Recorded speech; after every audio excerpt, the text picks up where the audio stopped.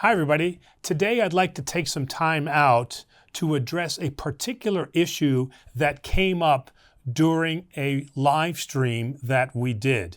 And the reason that I want to address this is because this particular incident can have serious implications moving forward regarding us as Christians and what impairs our Christian freedom.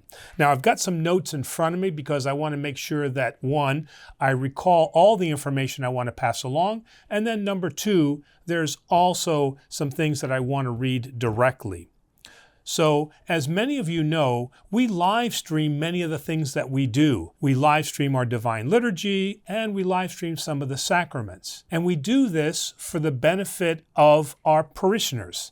Now, whenever we do something like a baptism or a wedding or funeral, that's always done through a private YouTube channel, and that has granted access to the family that anybody can watch this because we have people that are in Greece or out of state, and so it gives them an added degree of flexibility. And so what has happened recently is that we performed a baptism and we live streamed it. And then my producer got a note back from YouTube that said that we are pulling your video off of YouTube because it violates our child safety policy that specifically prohibits the sexualization of minors or harmful or dangerous acts involving minors. Now, first off, the Greek Orthodox Archdiocese and all Orthodox churches have the child's safety as the number one priority. Parents are always there. We're always careful who is around. We have background checks. So safety is our number one priority here within Orthodoxy and certainly within our church. So we were thinking that maybe this was just kind of a mistake.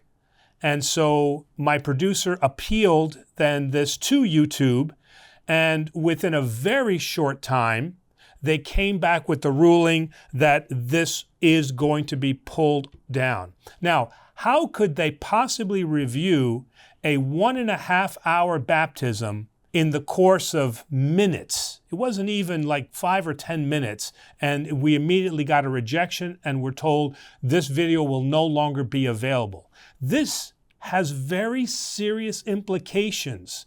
Number one is that now we are allowing a secular organization to determine what is proper and right in our church. Our church has faced this before throughout history, and now we're seeing a repeat of this. Church policy, church rubrics, and our sacraments are never guided from a secular authority. It was never in our history, and that's never going to be. And we see this as an encroachment upon that. So this is problematic. That's one reason, but I want to state a couple of other reasons. Number one, because the video was taken down, this deprives the family and other family members and friends selected by the family to be able to view this video. This is a very glorious and wonderful sacrament for a child to enter into our Orthodox faith. There's nothing at all sexual about a baptism. And so now they've been deprived of that. Number two, it also suggests that families who have video content, now through a live stream photographer or videographer, that they are in possession of dangerous material. Now, is this what we're going to lead to? Are they going to face consequences now if they upload it or they share it based on what YouTube is calling a violation of their child safety policy? This has very dangerous implications. Now, secular authority is encroaching upon church authority and is turning a sacrament, which is a wonderful, glorious, God-given grace, and now making that something sexualized. This is wrong. I can't say it in any other way. We can also look back at now things that have been done in the past, whether on TV or on video. In fact, I was reminded by our producer, who loves movies, about the sitcom Full House. And in Full House, on one of their programs, they had an episode where they were giving the baby a bath. So is this now have to be retroactively removed now because this is something now that is sexually exploitive? So there are some far-reaching repercussions from what is happening here. So as I said, in any of our sacraments, safety is always our priority and decorum is always our priority. So in this way, we strictly adhere to what the family's wishes are, as long as they align, obviously, with not intruding upon the sacrament itself. All right? So if we allow YouTube or any other secular organization to dictate policy about Christian sacraments, then we are going down a bad path. We can't say that this is going to lead to a slippery slope. We are on the slope. By them removing our video, we are now on that slope. And now, where does this stop?